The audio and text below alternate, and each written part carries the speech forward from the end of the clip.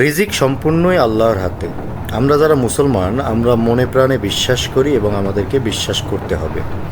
রিজিক নিয়ে বাইক চালাতে চালাতে খুব সুন্দর একটি শিক্ষণীয় কাল্পনিক ঘটনা বলবো, যেটা শুনলে আপনারা অনেকেই উপকৃত হবেন এবং মোটিভেটেড হবেন।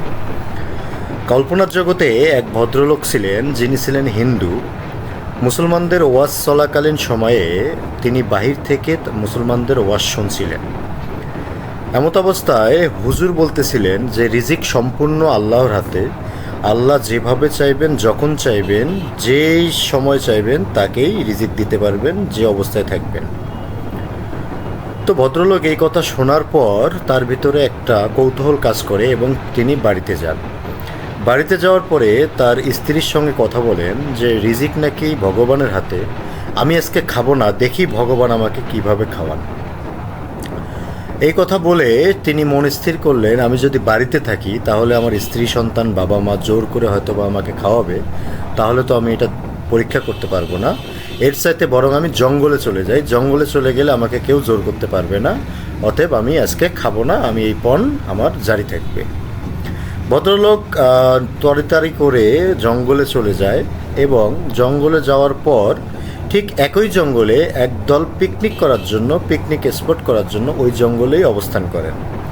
সাধারণত পিকনিক করার সময় অনেক খানাদানার ব্যবস্থা হয়।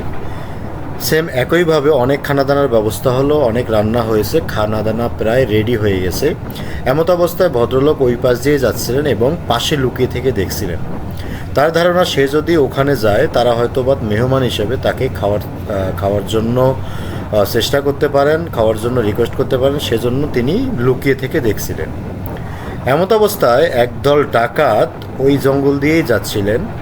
পিকনিকের যে সদস্য ছিলেন তারা দেখলো, তার মধ্যে একজন দেখলো যে একদল ডাকাত অস্ত্রশস্ত্র সহ জঙ্গলের পাশ দিয়ে যাচ্ছেন। তখন সেই লোক পিকনিকের সবাইকে সতর্ক করলেন যে যার যার জীবন নিয়ে তাড়াতাড়ি করে পালাও, ডাকাত আসতেছে।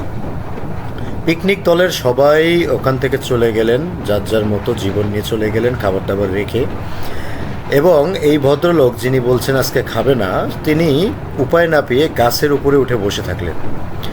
এমত অবস্থায় ডাকাত দল সুন্দর মতো ওই দিক দিয়ে যাওয়ার সময় দেখে অনেকগুলো খাবার ওই জায়গায় রাখা আছে এবং খাবারগুলো এখনও গরম অবস্থায় রয়েছে।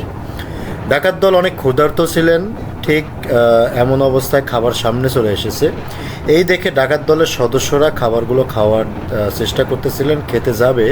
এমন অবস্থায় ডাকাত দলের সর্দার বললেন, কেউ কোনো খাবার খাবে না, এই খাবারে বিষ মিশানো থাকতে পারে, কারণ এতগুলো খাবার এই জঙ্গলের মধ্যে কেউ রেখে যাবে না, হয়তোবা ষড়যন্ত্র করে আমাদেরকে খাওয়ার জন্য, আমাদেরকে মারার জন্যই এই ব্যবস্থা করে রেখেছে।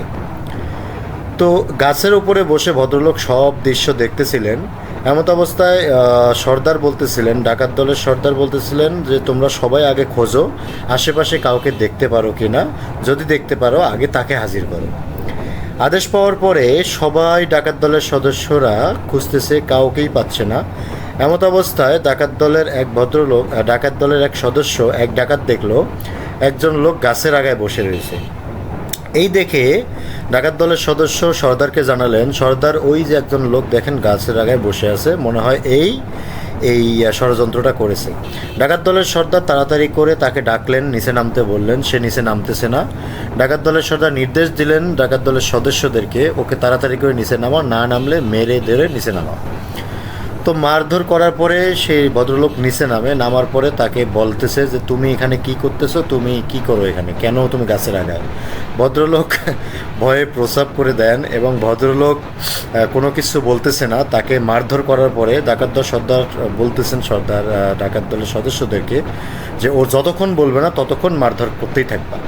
মারতে মারতে এক অবস্থায় সে ভদ্রলোক বলতেছে যে আমি এদিক দিয়ে যাচ্ছিলাম, আপনাদেরকে দেখে ভয়ে আমি এখানে উঠেছিলাম। ডাকাত দলের সর্দার বলল যে না, তুমি এই ষড়যন্ত্র করেছো, তুমি এই খাবার আগে খাবা, তারপর আমরা খাবো। ভদ্রলোক খাবেই না, জোরপূর্বক এক পর্যায়ে ভদ্রলোক খেতে বাধ্য হয় এবং খান। খাওয়ার পরে ডাকাত দলের সদস্যরা যখন নিশ্চিত হলেন যে এই খাবারে কোনো বিষ নেই, তখন ডাকাত দলের সবাই কিন্তু ওই খাবারটি খেলেন। এখন শিক্ষণীয় বিষয় হচ্ছে, এখান থেকে আমরা শিখতে পারি আল্লাহ চাইলে যে কোনো সময়, যে কোনো মুহূর্তে যে কাউকেই কিন্তু রিজিকের ফয়সালা করে দিতে পারেন এবং খাওয়াতে পারেন। আশা করছি গল্পটি আপনাদেরকে ভালো লেগেছে। আপনাদের বাচ্চাদেরকেও এই গল্পটি শোনাবেন এবং ফ্রেন্ড সার্কেলদের শোনানোর জন্য অবশ্যই ভিডিওটি লাইক, কমেন্ট এবং শেয়ার করে দিবেন। সবাই ভালো থাকবেন, সুস্থ থাকবেন। আসসালামু আলাইকুম।